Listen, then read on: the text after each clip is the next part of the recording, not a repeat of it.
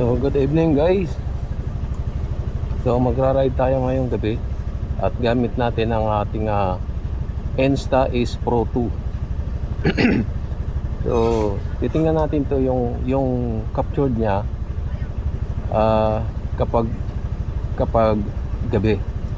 Kasi ang sabi nila is malinaw daw ito sa ayon pa doon sa ating paningin.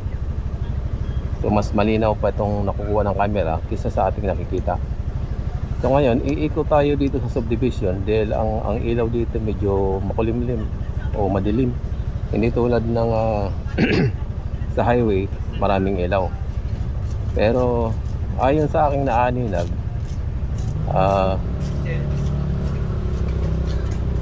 normal na dilim, para kang nasa probinsya. Ayan. Ngayon, hindi natin gagamitin yung ating headlight. So, para makita natin yung pagkakaiba. Tapos, isang ikot tayo, iikot tayo, at pangalawang ikot is gagamitin natin yung pure video. Yung tinatawag na mayroong night vision o kung ano talaga ang pagkakaiba. Itong gagamitin natin ngayong video, yung mode niya is ito yung ginagamit ko sa pag nabablog ako sa araw. Ito yun. Kaya titingnan natin kapag kung anong pagkakaiba. So nga pala, ito yung ating headlight. Ayan, namatay. So ito nga, ayan, yan ang ating headlight. Hindi natin gagamitin yan. So ang ating ilaw lang dyan sa harap, yung pag light lang. So parang wala lang tayong ilaw. So gagamitin natin para malaman natin kung ano yung pagkakaiba ng liwanag. So let's go. So yan, itong parte na to talagang madilim siya.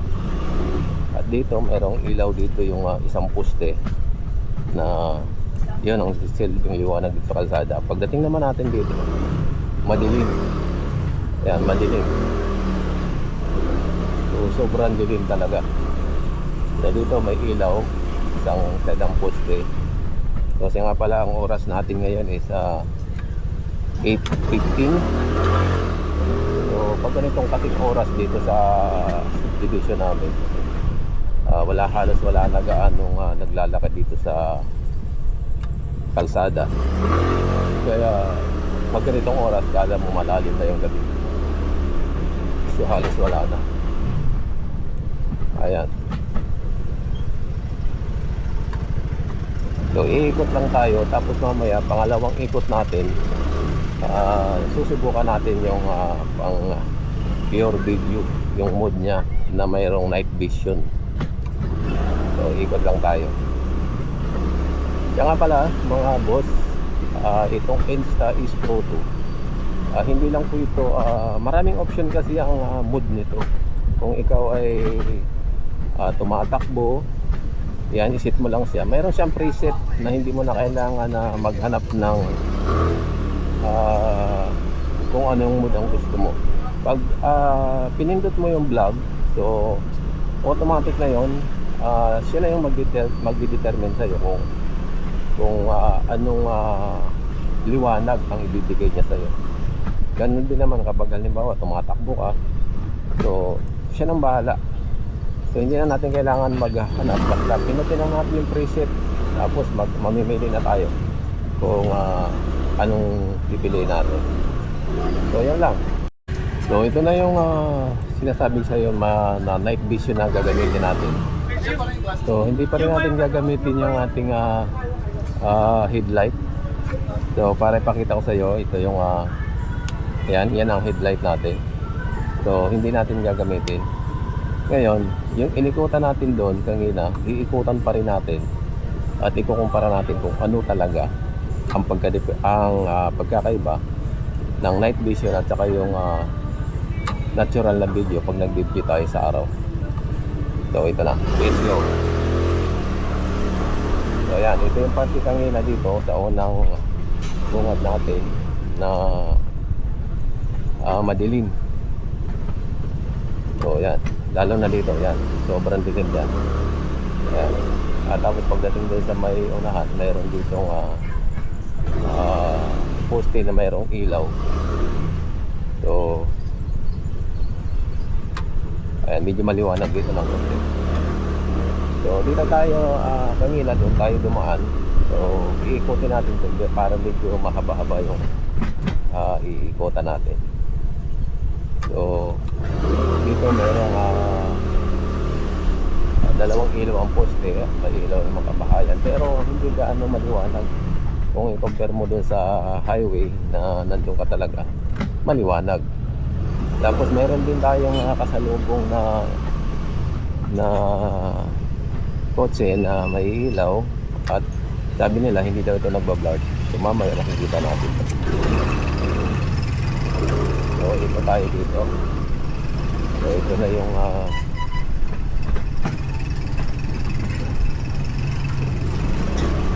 parte na madilim. So ang tema ng ilaw dito para kang nasa probinsya, manilaw-nilaw. Tapos yan, katulad yan yung mga tambay, medyo walang ilaw sila pero madilim tingnan kung titingnan mo kung wala kang camera. So dito sa parte na to madilim din dito. So yan. At alam nyo ba mga idol, ang nagustuhan ko dito sa Insta Ace Pro 2 dahil yun nga sinasabi nila na maliwanag to sa gabi at bukod doon waterproof na rin to kahit umulan. So kahit na isisid mo to sa ilalim ng dagat, so waterproof na rin to. At mayroon pa rin akong naalaman dito na kapag ginamit mo ito sa araw, tumingin ka sa isalubong mo sa sikat ng araw, so hindi po siya mag-blurred. Hindi katulad ng ibang action camera na kapag itingin mo sa isalubong mo sa liwanag, ay yung tinatawag na against the light. So mukhang hindi mo na maaninag yung pinagkukunan mo ng video. So itong Insta Ace Pro 2 is kahit na itingin mo siya sa liwanag, katulad yan, ayan, kahit itingin mo siya sa liwanag, makikita mo pa rin yung kanyang ang iyong binibidyohan. So mga boss, hanggang dito na lang yung vlog natin. So sa susunod nating pagbibideo, yung gagawin naman natin, bibidyo tayo sa kasadsadan ng tirik na tirik yung araw at itingin po natin yan sa liwanag o sa sikat ng araw. Titingnan natin kung hindi siya mag-vlog. So hanggang dito na lang yung vlog natin. Sana nagustuhan nyo, at kung kayo ay gustong bumili ng Insta Ace Pro 2, search nyo na lang po sa Google kung magkano. So dito kasi marami kasi kami dito binili na accessory, kaya umabot ito ng 28,000. So yan lang po muna mga boss, maraming salamat. Kung nagustuhan niyo po ang video, paki-like and share naman para mas marami pang makapanood ito. Maraming salamat po, bye bye.